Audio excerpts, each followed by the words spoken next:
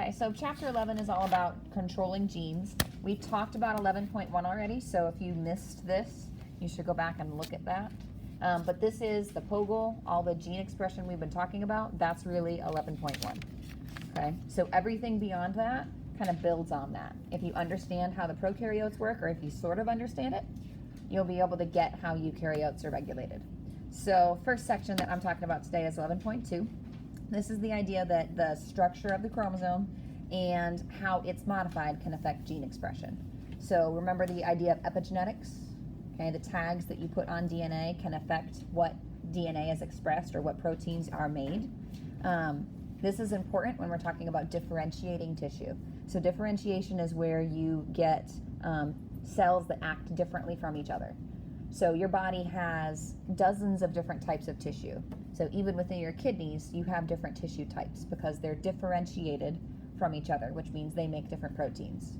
So if differentiation doesn't happen, then all of the cells would look the same. They would all produce the same things, and you wouldn't have organs that function the way that they're supposed to. So your body wouldn't work, okay? The lady in the video yesterday, you probably remember she used a string of beads to illustrate this, okay? So her hands were the histones, the DNA was wrapped around those. So every time the histones are wrapped around DNA, that structure is called a nucleosome. We've learned about those already, so hopefully those terms sound familiar. But the idea of the histones and nucleosomes means that if you have DNA that's wound up, it's not accessible. So it can't be transcribed. Okay, so if it's wound too tight, transcription won't happen. If it's unpacked, then transcription can take place. So that's something that you should know or keep in mind. So if something's packed up, you can't express genes from it. If it's unpacked, you can have gene expression. So talking about the chemical modifications and some epigenetic stuff, you should know that methyl groups pack the DNA. So methyl groups cause it to become more tightly compacted. And again, if you pack the DNA together, you can't perform transcription. Acetyl groups do the opposite of that. They open the DNA up, they unpack it, so then transcription can happen. And that means methylation patterns, when we're talking about epigenetics, those can be passed on. So when I had my baby in April, however the cells that formed her were methylated, that means that like she got her methylation patterns from me, which is kind of scary because if I wasn't eating super healthy when we got pregnant with her, then her methylation patterns are different. Like, I've affected her life. Big deal, okay? You guys are like, great, whatever. And I'm like, but it's my baby, okay? So it's just, it's interesting to know that happens. That's the idea of epigenetics. So that's what this part talks about. Why is this little baby tiny cat in here? It is cute, like super adorable. Do you know what kind of a cat this is? It's called a tortoise shell. That's not something that I knew before, I guess. So I'm learning more about cats through this as well. It's great. So yeah, calico's a little bit different, or maybe are they the same? Calicos tend to be like white. They tend to have white. Okay, and there's a reason, and it's in the genetics and how the genes work, so I'll have to look into that, the difference between tortoiseshell and calico. But calico or tortoiseshell cats look like this because of something called X inactivation. So in females, since the sex chromosomes are XX, only one of those is active. So the other one gets turned off. The one that's turned off forms something that's called a Barr body. It's BARR, named after the guy who kind of discovered it and did some research on it. But it means that you only get genes on one of the X chromosomes expressed because only one of them is active.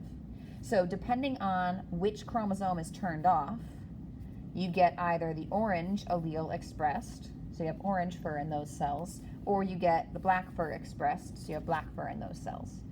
So that literally is why a tortoiseshell cat looks tortoiseshell, because half of their X alleles have an orange gene, and half of the alleles are black fur, for black fur.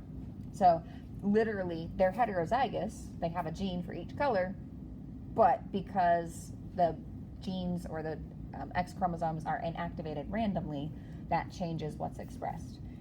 So tell me what you know about sex-linked traits. Do you know anything about this? Little chart. Little chart. like that, Punnett squares. So you've done a Punnett square for a sex-linked trait before. Okay, color blindness is a really common example of something that's sex-linked for humans.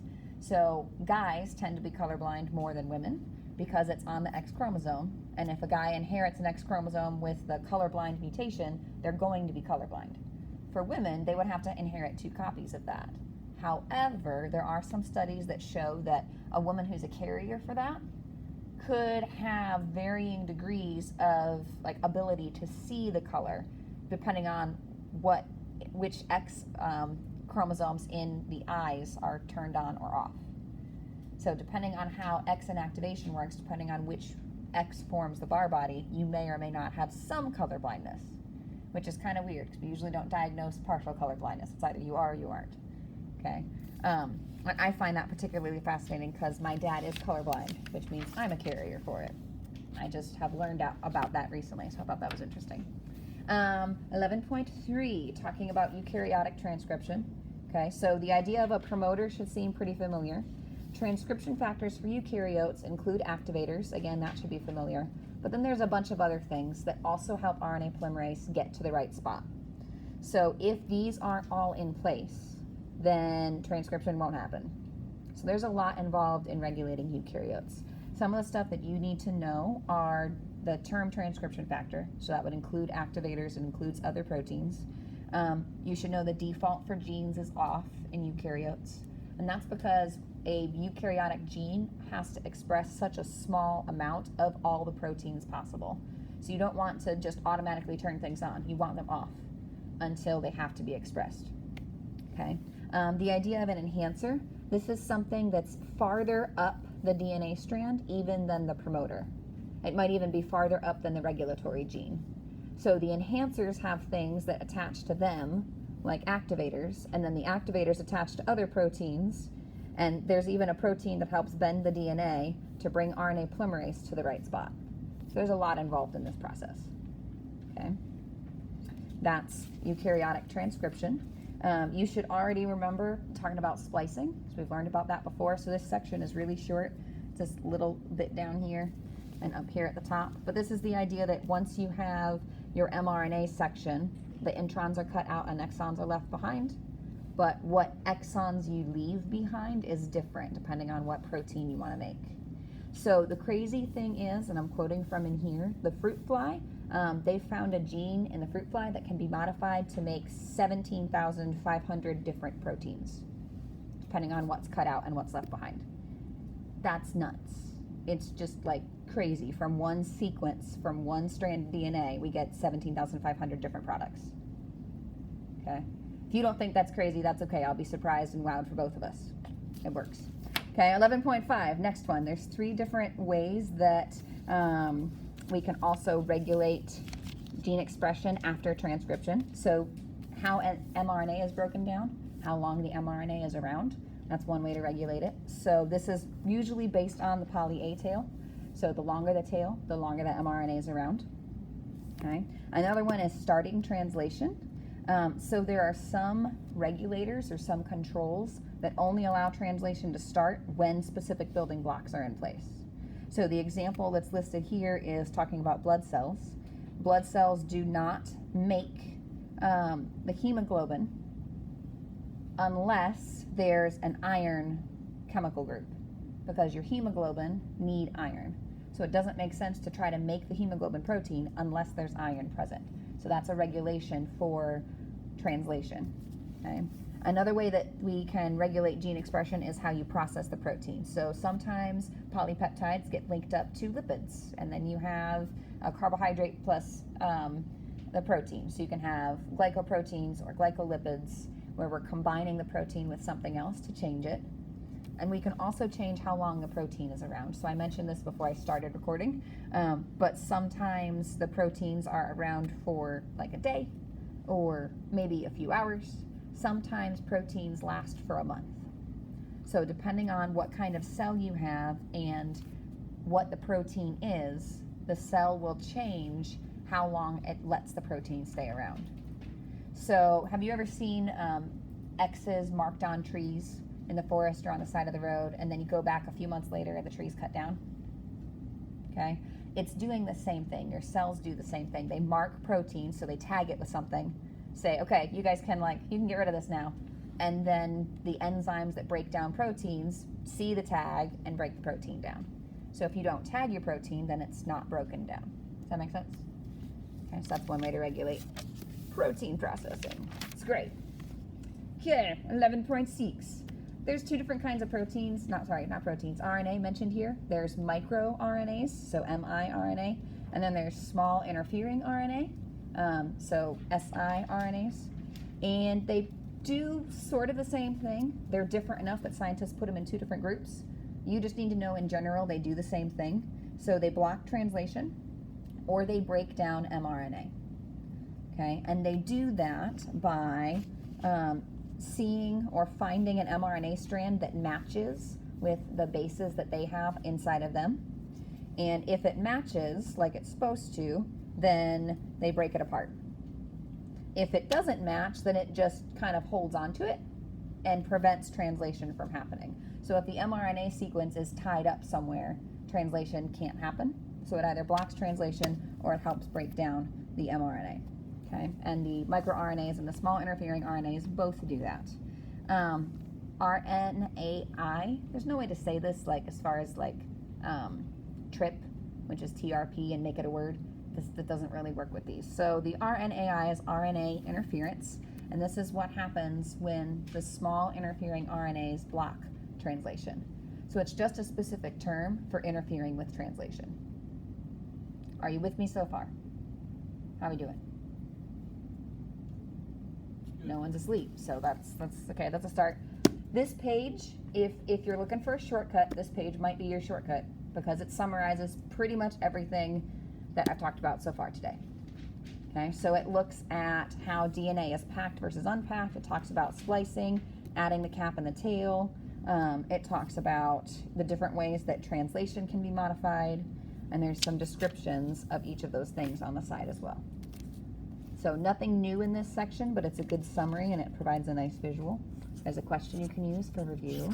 Might want to do that. Or not, it's up to you. Okay, 11.8. Remember I said that there are fruit flies that have legs grown where their eyes are supposed to be? This is that lovely, wonderful picture. Okay, no eyes, but legs. And then this one is another example of how the fruit fly is supposed to develop. Scientists have done experiments where rather than getting a head end and a butt end like this, you get two butts. Okay, and I mentioned that as well. This is possible because there are genes that are considered master control genes. So they're called homeotic genes. That's up here. It means that gene controls starting development of the whole body system. So if a homeotic gene or a master control gene has a mutation, then things start to get kind of weird. Whether that's you have legs where eyes should be, or you have no head develop and you have two butts instead, which again means that the fly is not going to survive. It can't get past a certain point in development. Things get just kind of weird. We see a lot of different mutations with fruit flies. Scientists purposefully try to figure out what genes are homeotic genes. So if we change this, what happens? If we mess with this part, how does that affect this organism? And by doing that, we can then compare the genes in fruit flies to the genes in mammals, like mice, and we can compare the mice to our genome because mice are fairly similar for a lot of things. They are mammals, they have the same kind of body plan that we do, so doing experiments with mice helps us understand how we work. So we've learned a lot about cancers and other things like that by doing experiments and messing with gene expression. Okay, 11.9, this is halfway through the chapter. There's information on this sticky note about what you should have from 11.8. From this page, it's talking about how researchers can look at how different genes are expressed. So there's two different kind of techniques that are used: nucleic acid hybridization and DNA microarray. These both sound like things out of Star Trek to me, so it's kind of techie, kind of cool. This is an example of what the hybridization looks like. Essentially, this allows researchers to take a tag that they marked it with a fluorescent marker so you can actually see it. You can see the visual. And they take the mRNA sequence and match it to DNA, so they can find where on the chromosome or where in the cell, where in the organism those genes are being turned on. These different colors are different genes that the researchers were looking for. So then you can see where they're turned on and where they're expressed in the fruit fly, which is kind of cool. And that's nucleic acid hybridization.